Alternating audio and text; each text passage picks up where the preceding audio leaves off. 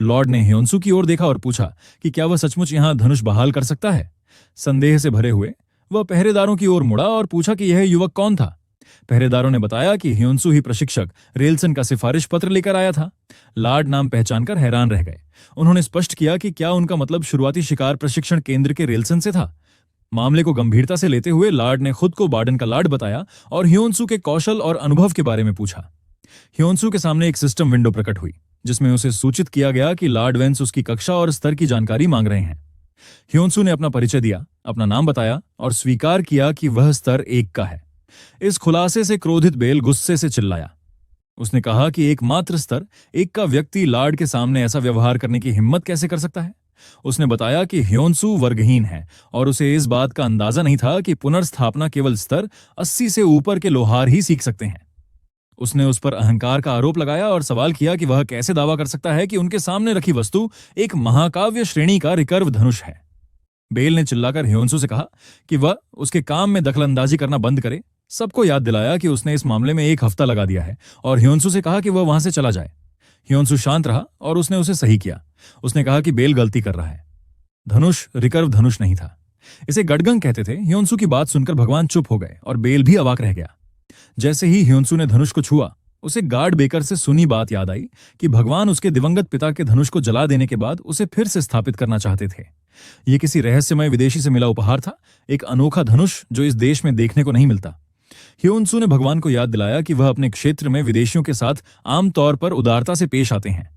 भगवान ने बीच में ही टोकते हुए कहा कि वह पारिवारिक विरासत के बारे में बेतुके दावों से थक चुके हैं और मांग की कि केवल सत्य पर आधारित बातें ही कही जाएं।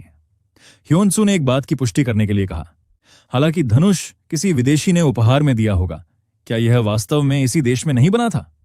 हॉल में जाते हुए उसने भैंस जैसे दिखने वाले जानवरों का एक चित्र देखा था जिनके सींग उसकी अपनी दुनिया में भी बहुमूल्य माने जाते थे। फिर भी जिस चीज ने उसे सबसे ज्यादा प्रभावित किया वह धनुष का वक्र था, क्योंकि गाय की नस की जगह व्हेल की नस का इस्तेमाल किया गया था। उसने स्पष्टीकरण मांगा। प्रभु ने स्वीकार किया कि ह्योन्सू सही था। वह तथाकथित विदेशी उसके पिता का मित्र एक लोहार था। उसने जो चित्र देखा था उसमें विशाल भैंसों, बार्डन के दलदलों के राक्षसों को दर्शाया गया था। उनके सींगों को बार्डन के बंदरगाह से प्राप्त एक व्हेल की नस के साथ, जो दुर्लभ और कीमती दोनों थी, धनुष बनाने के लिए इस्तेमाल किया गया था। इन सींगों से उसके पिता को बार्डन में अब तक का सबसे बेहतरीन हथियार उपहार में मिला था। ह्योन्सू द्वारा उन बारीकियों पर ध्यान देना जिन्हें एक स्तर 100 के लोहार ने भी अनदेखा कर दिया था, उसे स्तब्ध कर गया। बेल ये सुनकर निराशा से व्याकुल हो गया। प्रभु ने आगे कहा, वह अपने पिता की स्मृति चिन्ह को यूं ही सड़ने नहीं दे सकते। वह तो बस यही चाहते थे कि अगर कोई रास्ता हो तो वह इसे किसी को सौंप दें। फिर उन्होंने ह्योन्सू से सीधे बात की, उसका नाम याद किया और पूछा कि क्या वह उस स्मृति चिन्ह को वापस लौटाने को तैयार है। एक सिस्टम विंडो ने सूचित किया कि एक कार्य स्वीकार कर लिया गया है। लॉर्ड वेंस की चारा बंदूक वापस कर दो। लॉर्ड ने बेल को यह कहते हुए विदा कर दिया कि जरूरत पड़ने पर उसे फिर से बुलाया जाएगा। बेल ने आदेश स्वीकार कर लिया, लेकिन दांत पीसते हुए, गुस्से से उबलता हुआ, यह सोचते हुए चला गया कि देर सबेर उसे ह्योन्सू से इसकी कीमत चुकानी ही पड़ेगी। फिर लॉर्ड ने ह्योन्सू से पूछा कि धनुष को वापस लाने के लिए क्या करना होगा। ह्योन्सू ने उत्तर दिया कि भैंस के सींग और व्हेल की नसें, शहतूत और बांस की लकड़ी और उचित परिष्करण उपकरण आवश्यक हैं। एक सिस्टम विंडो ने पुष्टि की कि ह्योन्सू ने शार्प शूटर की चारा बंदूक को वापस लाने के लिए आवश्यक सभी सामग्रियों की पहचान कर ली है। उस क्षण ह्योन्सू के मन में अपने पिता के साथ धनुष बनाने की यादें ताजा हो गईं।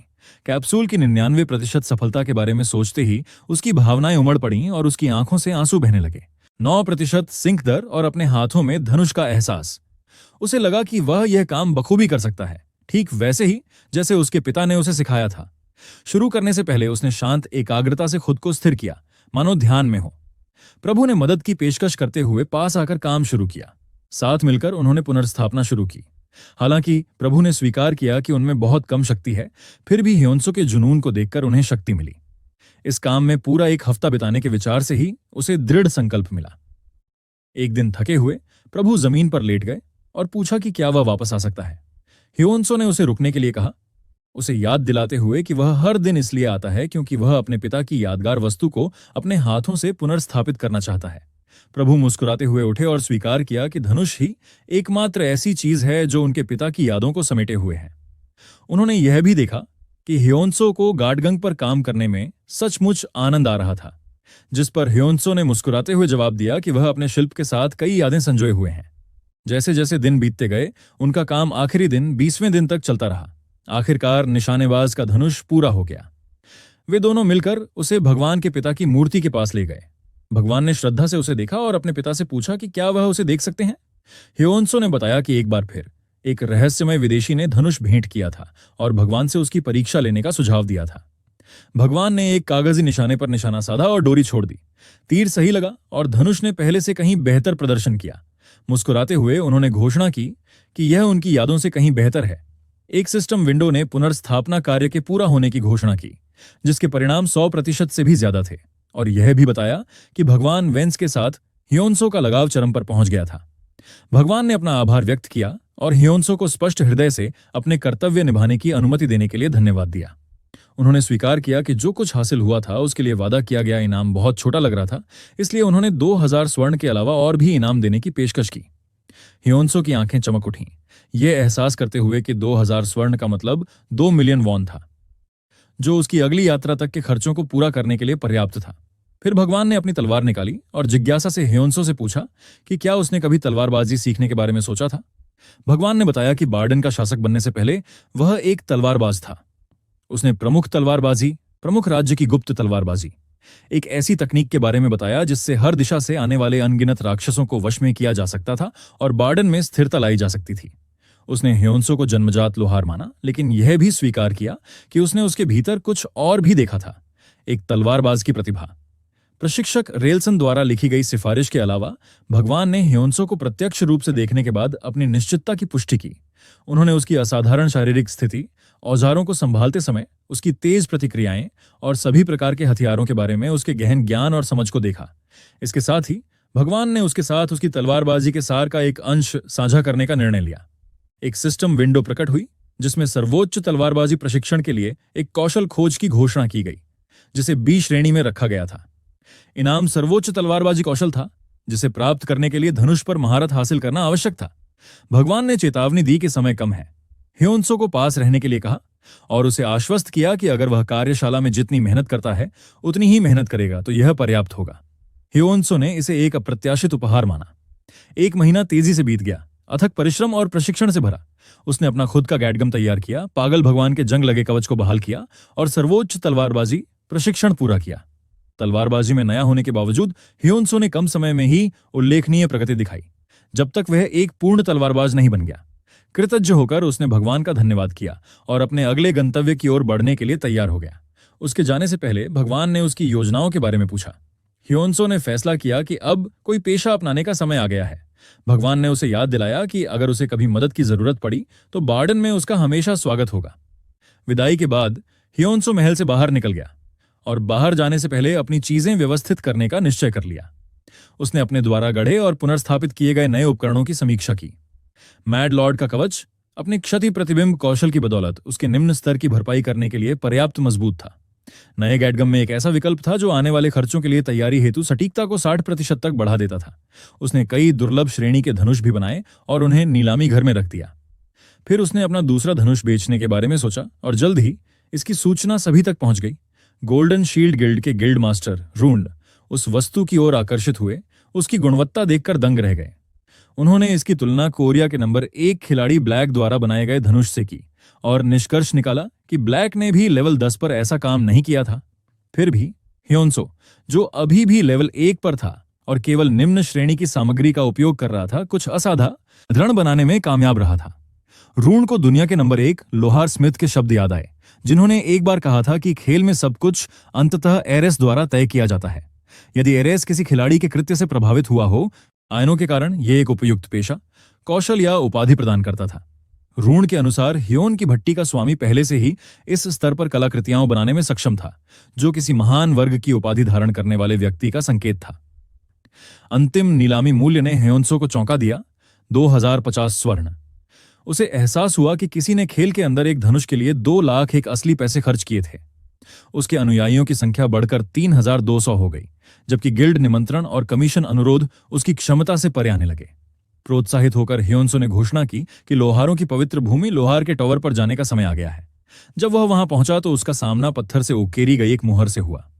एक सिस्टम विंडो ने उसे निर्देश दिया कि लोहार बनने के लिए उसे जादुई भट्टी में गढ़ी गई तलवार से उस मुहर को तोड़ना होगा। बाधा को देखकर ह्योन्सो को एहसास हुआ कि यह बेसाल्ट, एक प्रकार के ज्वालामुखी पत्थर से बना है। ह्योन्सो ने जल्द ही जादुई भट्टी की उपस्थिति को पहचान लिया। एक सिस्टम विंडो प्रकट हुई जिसने सूचित किया कि वह इस पवित्र स्थान में प्रवेश कर चुका है। इसमें बताया गया था कि यहां वह परीक्षण के लिए आवश्यक तलवारबाजी का प्रशिक्षण ले सकता है। सामग्री और औजार असीमित मात्रा में उपलब्ध कराए जाएंगे और उत्पादन का समय सामान्य भट्टी की तुलना में बहुत कम होगा। हालांकि इस जगह पर बनी तलवारें केवल आगे के परीक्षण के लिए ही इस्तेमाल की जा सकेंगी। उसे अपने सामने चुनौती का एहसास हुआ। परीक्षण था पत्थर की मुहर को तलवार से तोड़ना, एक ऐसी परीक्षा जो पूरी तरह से उसकी गढ़ाई क्षमता पर केंद्रित थी। सफल होने के लिए उसे ठोस पत्थर को काटने में सक्षम हथियार बनाना होगा। दूसरी ओर तलवारबाजों का मीनार मास्टर देंग कड़वाहट से शराब पी रहा था। उसने बाकियों को निकम्मा मूर्ख कहा और उन्हें केवल कौशल से कबाड़ बनाने और उसे गिरवी रखने के बारे में सोचने के लिए दोषी ठहराया। उसने घोषणा की कि उनमें से किसी को भी भट्टी के असली काम की परवाह नहीं है। उसकी नजर में लोहार का रास्ता पहले ही खत्म हो चुका था। अब हर कोई केवल सोने के पीछे भाग रहा था। अगर उन्हें बस लोहार की छिछली उपाधि चाहिए होती तो वह खुशी खुशी उन्हें दे देता। अगर वे बस एक अधूरी तलवार को एक साथ जोड़कर घुमाना चाहते थे तो उन्हें बस यही मिलता। उनका मानना था कि उनका काम पहले ही पूरा हो चुका था। डेंग को सीलिंग स्टोन को चीरने के विचार पर ही मजाक सूझा। उसे लगा कि वे उसे खरोंच ही देंगे। उसे यकीन था कि यह नामुमकिन है।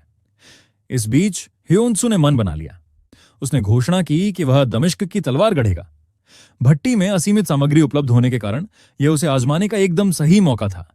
लेकिन सिस्टम विंडो ने उसे तुरंत सूचित कर दिया कि दमिश्क की तलवार केवल उस्ताद स्तर के लोहार ही बना सकते हैं और उसे एक साधारण लोहे के खंजर से शुरुआत करने की सलाह दी। ह्योन्सु पीछे नहीं हटा। उसका मानना था कि अगर कोई विधि जानता है तो कम से कम चुनौती का सामना करना संभव है। उसे अपने पिता की शिक्षाएं याद आईं, जिन्होंने एक बार एक ऐसी गढ़ाई विधि विकसित की थी जिससे तलवार पत्थर को भी चीर सकती थी। उस ज्ञान का पालन करके ह्योन्सु को विश्वास था कि वह इस मिशन को भी पूरा कर सकता है। जादुई भट्टी की सुविधाएं उत्तम थीं। जादू से उन्नत प्रगलन उपकरण इसे दमिश्क इस्पात गढ़ने के लिए आदर्श बनाते थे। अयस्कों की असीमित आपूर्ति थी और उत्पादन समय में भारी कमी थी। ह्योन्सु को सब कुछ पागलपन जैसा लग रहा था, क्योंकि उसे एहसास हो गया था कि यही मौका है जब वह जी भरकर हथौड़ा चलाए। उसने गढ़ने की प्रक्रिया शुरू कर दी। उसके हथौड़े की आवाज मीनार में गूंज रही थी। हर वार में वजन और सटीकता थी। आखिरकार तलवार पूरी हो गई और उसके साथ ही ह्योन्सु ने मुहर लगाने वाले पत्थर पर वार किया। प्रहार की आवाज इतनी तेज थी कि उसने डेंग को उसकी नशे की खुमारी से जगा दिया। मीनार जोर से कांप उठी। डेंग की आंखें अविश्वास से चौड़ी हो गईं जब उसने देखा कि क्या हुआ था। किसी ने मुहर लगाने वाले पत्थर को चीर दिया था। पहली बार उसने असंभव को देखा। उसी क्षण उसे एहसास हुआ कि लोहारों के देवता प्रकट हो गए हैं। ह्योन्सु उसके पास गया, ये सोचते हुए कि क्या उसने परीक्षा पास कर ली है। डेंग ने बताया कि अब तक क्षमता हमेशा सीलिंग स्टोन से मापी जाती थी। फिर भी ह्योन्सु ने पूरे पत्थर को चीर दिया था, जिससे उसकी क्षमता को मापना भी असंभव हो गया था। ह्योन्सु उलझन में था। सोच रहा था कि क्या इसका मतलब यह है कि उसे फिर से परीक्षा देनी होगी। इसके बजाय डेंग ने उसे एक समन सर्कल की ओर निर्देशित किया। उसने अपना हथौड़ा सौंप दिया और एक सिस्टम विंडो ने घोषणा की कि ह्योन्सु को डेंग का हथौड़ा मिल गया है। उसी क्षण एक एसएस रैंक खोज शुरू हुई। डेंग ने खुलासा किया कि अब ह्योन्सु को एक असली परीक्षा से गुजरना था। उसने उसे लोहारों के देवता के रूप में पुकारते हुए उसे सफल होने के लिए प्रेरित किया। भारी हथौड़ा अपनी मुट्ठी में लिए ह्योन्सु समन सर्कल में कूद गया। एक पल में उसका परिवेश बदल गया और वह दूसरी जगह पहुंच गया। उसके सामने ऑर्क्स की एक विशाल सेना युद्ध की प्रतीक्षा में खड़ी थी। ह्योन्सु सदमे में देखता रहा। यह एक लोहार खोज होनी चाहिए थी, फिर भी वह खुद को एक युद्ध के मैदान का सामना करते हुए पाया। सिस्टम विंडो में एक स्पष्ट स्थिति चमक रही थी, जिससे 50 वीर योद्धाओं में 70% योगदान प्राप्त हुआ। ह्योन्सु ने दृश्य का अवलोकन किया और पाया कि वह ऑर्क्स का सामना करने वाला अकेला नहीं था। कई युद्ध के लिए अन्य लोग भी मौजूद थे। हंस नाम के एक स्तर 48 योद्धा ने खुद को अधीनता दस्ते के नेता के रूप में पेश किया। उसने बताया कि प्रधान साम्राज्य पर ऑर्क आक्रमण दिन ब दिन तेज होता जा रहा था और युद्ध में उनके अधिकांश उपकरण क्षतिग्रस्त हो गए थे।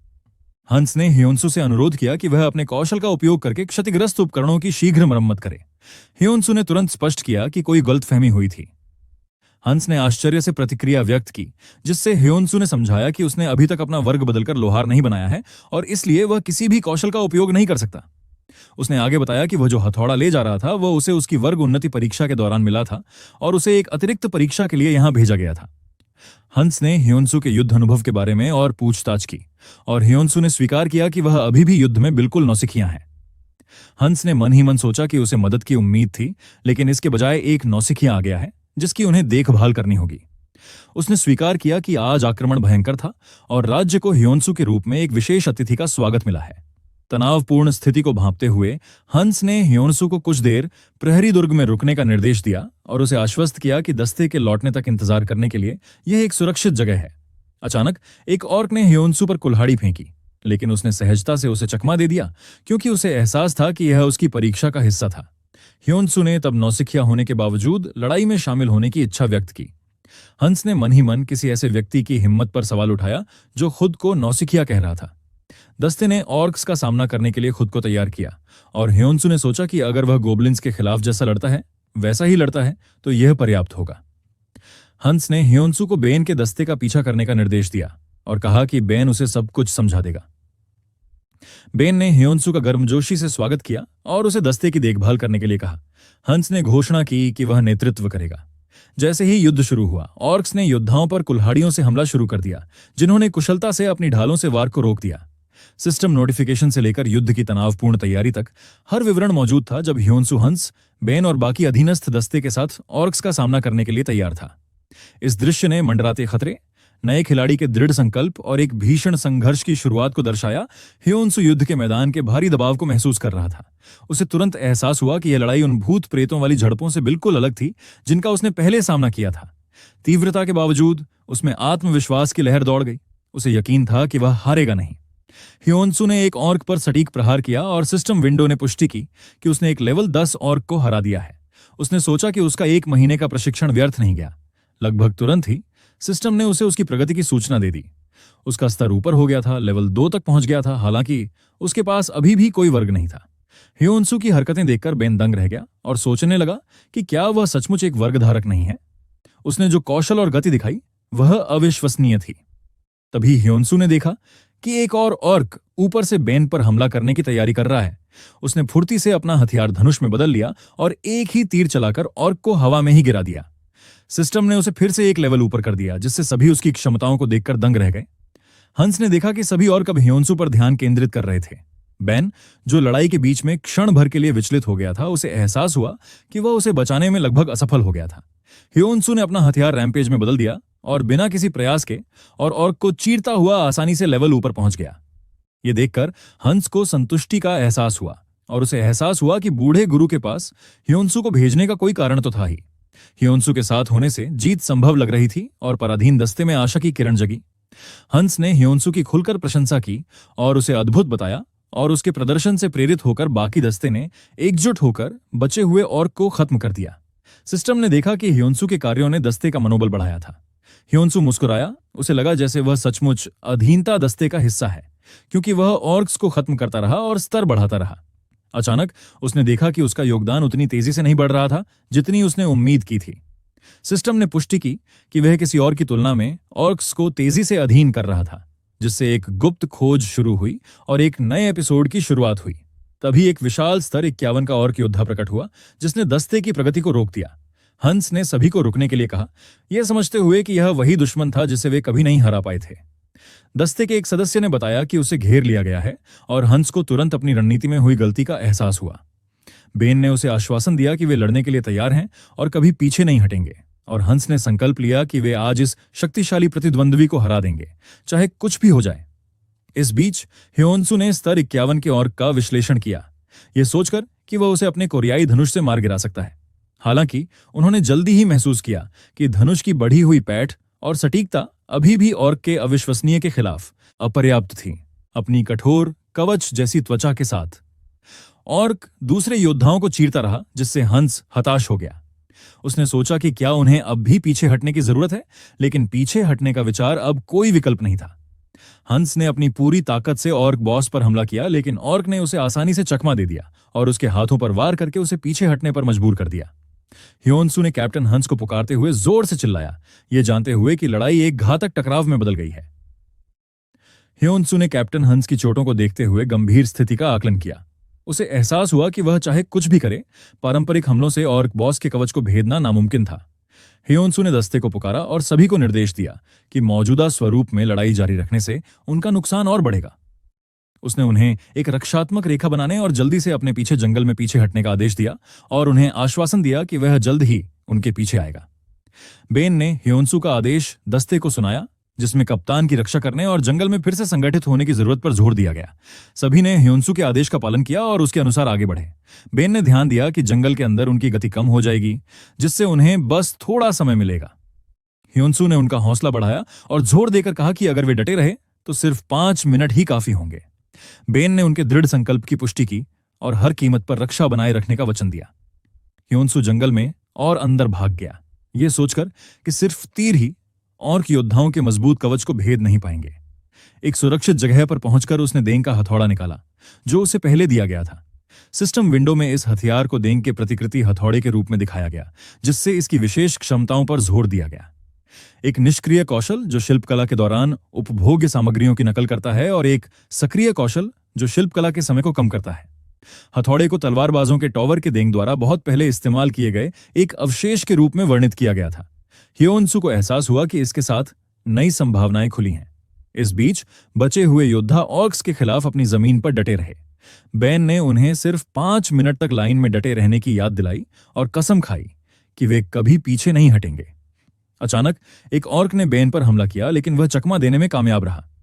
अगले ही पल ऑर्क का गला कट गया, जिससे बेन तब तक असमंजस में रहा जब तक उसने देखा कि ह्योन्सू ने उसे मारने के लिए अपने धनुष का इस्तेमाल किया था। यह देखकर ऑर्क सरदार गुस्से से दहाड़ा और ह्योन्सू की ओर झपटा। बेन ने तुरंत ह्योन्सू को सतर्क रहने की चेतावनी दी। ह्योन्सू ने अपना नया हथियार दिखाया। ह्योन का प्योंगयान, जिसे इजैसल भी कहा जाता है, 95 की आक्रमण शक्ति के साथ दुर्लभ माना जाता है। इस हथियार की विशेष क्षमताओं में 70% की भेदक शक्ति और 60% की तीर की गति में वृद्धि शामिल थी।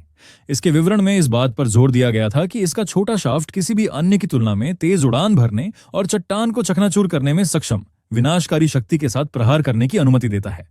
ह्योन्सू ने घटकों पर विचार किया। टोंगा बांध से तोड़ा गया, डेंग के हथौड़े से बनाए गए इजैसल तीरों के साथ मिलकर और गडगंग के साथ इस्तेमाल किया गया। सिस्टम ने पुष्टि की कि गडगंग और इजैसल ने एक निश्चित प्रभाव सक्रिय किया था, जिससे अतिरिक्त 5% आक्रमण शक्ति और 10% भेदन शक्ति प्राप्त हुई।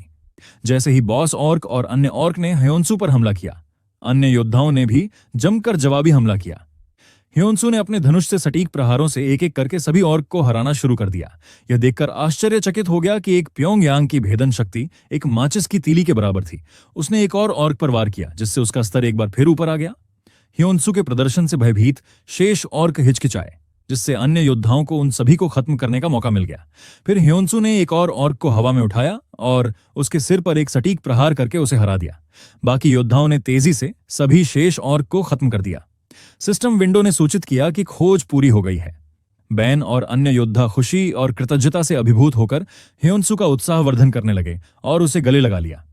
इस प्रणाली ने पुष्टि की कि अधीनता दस्ता ह्योन्सू के प्रदर्शन से बहुत खुश था और अब उन्हें उसके नेतृत्व पर भरोसा था। ह्योन्सू को युद्ध भूमि का नेतृत्व करने वाला नामक एक गुप्त मोहरा प्राप्त हुआ, जिससे उसे एक विशेष योग्यता प्राप्त हुई। करिश्मा 10% बढ़ गया। हंस ने ह्योन्सू के पास जाकर अपना आभार व्यक्त किया और अन्य योद्धाओं ने भी ऐसा ही किया। ह्योन्सू ने बदले में उन्हें धन्यवाद दिया। अंततः ह्योन्सू को लगा कि परीक्षा समाप्त हो गई है और अब लोहार मीनार लौटने का समय हो गया है। वह रुक गया। उसे एहसास हुआ कि वह वापस जाने का रास्ता भूल गया है। दूसरी ओर लोहार मीनार खड़ी थी, जिसके केंद्र में एक तलवार रखी थी और उसके चारों ओर देंग और अन्य मीनार स्वामी खड़े थे। देंग ने मीनार की स्थिति देखी और उसे लगा कि वह क्षीण हो गई है। उसने टिप्पणी की कि सारा सम्मान और गौरव शूरवीरों के पास चला गया है और अब केवल वे ही लोहार मीनार के पास आते हैं जो सोने के लालच में अंधे हो गए हैं। उन्होंने जोर देकर कहा कि वास्तव में जरूरत किसी ऐसे व्यक्ति की है जिसमें लोहार की आत्मा हो, कोई ऐसा व्यक्ति जो पौराणिक तलवार को थामने के योग्य हो। कई उम्मीदवारों द्वारा परीक्षा देने के बावजूद लोहारों के देवता की भविष्यवाणी कभी पूरी नहीं हुई। आगमन की भविष्यवाणी करने वाली एक भविष्यवाणी, समृद्धि बहाल करने वाले उत्तराधिकारी की। बाओ ब्लैकस्मिथ टॉवर के टॉवर मास्टर कूलसन ने संदेह व्यक्त किया। उन्होंने सवाल किया कि क्या चुना हुआ व्यक्ति केवल एक धोखा हो सकता है, यह सोचकर कि क्या एक युवा विदेशी को परीक्षण का अधिकार देने के लिए सभी मास्टर्स को उनके व्यस्त जीवन से बुलाना वास्तव में उचित था। देंग ने उत्तर दिया, एचे इस बात पर जोर देते हुए कि उन्होंने एक पत्र भेजा था जिसमें परीक्षण के लिए उचित योग्यता का उल्लेख था, जो उनके द्वारा निर्धारित परीक्षा में उत्तीर्ण होने वाले किसी भी व्यक्ति को दिया जाता था। उन्होंने आगे बताया कि उम्मीदवार ने वर्ग भी नहीं बदला था, फिर भी उसने सैनिकों का नेतृत्व किया और ऑर्क योद्धाओं का सफाया करने के लिए असाधारण लोहार कौशल का प्रदर्शन किया। अन्य मास्टर्स अविश्वास में बुदबुदाए, इस बात से हैरान थे कि कोई वर्ग बदले बिना भी ऑर्क योद्धाओं का सफाया कर सकता है। देंग ने उन्हें याद दिलाया कि यह परीक्षण उस भविष्यवाणी के अनुसार तैयार किया गया था जिसमें घोषणा की गई थी कि लोहारों के देवता का उत्तराधिकारी अन्य सभी से श्रेष्ठ होगा, इसलिए अंतिम उत्तर तलवार ही तलवार। देंग ने मन ही मन सोचा कि वे जल्द ही भविष्यवाणी की पूर्ति देखेंगे। एक पहरेदार ने घोषणा की कि भगवान ह्योन्सू हॉल में आ गए हैं। देंग ने निर्देश दिया कि उन्हें अंदर लाया जाए। ह्योन्सू हॉल में दाखिल हुआ। देंग ने उसका स्वागत किया, जिसने विदेशी का स्वागत किया और पुष्टि की कि उसने परीक्षा उत्तीर्ण कर ली है, जिससे उसे लोहारों के मंदिर में प्रवेश करने का अधिकार मिल गया है। देंग ने आगे कहा कि ह्योन्सू लोहारों के देवता द्वारा छोड़ी गई तलवार की भविष्यवाणी को चुनौती देने के योग्य है, और यह भी बताया कि जैसे ही वह तलवार पकड़ेगा सब कुछ तय हो जाएगा और उसे उचित इनाम मिलेगा। ह्योन्सू ने उचित इनाम के बारे में सोचा। उसे याद आया कि उसने वर्ग उन्नति परीक्षा के दौरान एक अतिरिक्त एस रैंक की खोज पूरी की थी और सोचा कि क्या इससे उसे एक महान वर्ग दाराबिलास उन्नति मिल सकती है। उसी समय कोल्सन ने ह्योन्सू को संबोधित किया, उसे इतने गौरवशाली स्थान पर पहुंचने के लिए बधाई दी। उन्होंने ह्योन्सू के प्रभावशाली प्रदर्शन की सराहना की और एक जरूरी क्षण में उसकी तीव्र बुद्धि का भी जिक्र किया, लेकिन यह भी बताया कि उसने जो तीर बनाया था वह सोलेनेरियन का ही एक रूप था। कोल्सन ने जोर देकर कहा कि ह्योन्सू की सफलता भाग्य से ही संभव हुई थी और महाकाव्य ग्रे बॉफ के बिना वह कभी भी परीक्षा में सफल नहीं हो पाता। उसने ह्योन्सू को तलवार निकालने का आदेश दिया, यह देखने के लिए उत्सुक कि क्या भाग्य फिर से उसका साथ देगा। ह्योन्सू ने लोहार मीनार के स्वामियों को देखा। प्रत्येक ने एरेस के महापुरुषों का निर्माण किया था, जो शीर्ष स्तरीय नामित एनपीसी के रूप में खड़े थे, जिनके पास विस्मयकारी उपाधियां और स्तर थे। सिस्टम ने सूचित किया कि बॉफ लोहार मीनार के मीनार स्वामी कोल्सन स्तर 365 पर थे। ह्योन्सू ने उनके प्रभावशाली होने की सराहना की, लेकिन उन्हें विश्वास था कि उनके कौशल में कोई कमी नहीं आई है। उन्होंने सोचा कि अगर बात सिर्फ कौशल की हो तो उपाधियां मायने नहीं रखती। तलवार उठाने के लिए तैयार ह्योन्सू ने हाथ बढ़ाया, लेकिन ब्लेड जादुई रूप से उनकी छाती में समा गया। उलझन में उसने पूछा कि वह कहां गया। देंग हंसा और घोषणा की कि यह भविष्यवाणी पूरी हो गई है। अब तक सभी अनुष्ठान और प्रक्रियाएं केवल कल्पनाइयों थीं, और अगर ह्योन्सू असली उत्तराधिकारी होता तो उसे तलवार छूने की कभी जरूरत ही नहीं पड़ती। यह देखकर कोल्सन क्रोधित हो गया और परिणाम को स्वीकार नहीं कर सका। व्यवस्था ने ह्योन्सू को एक अभूतपूर्व उपलब्धि की सूचना दी। एरेस में सबसे पहला देव वर्ग ह्योन्सू ने अविश्वास में सोचा, यह पहचानते हुए कि यह पद उसने प्राप्त किया था न कि मैटिसिक ने, और निश्चित रूप से उस नौसिखिए ने नहीं।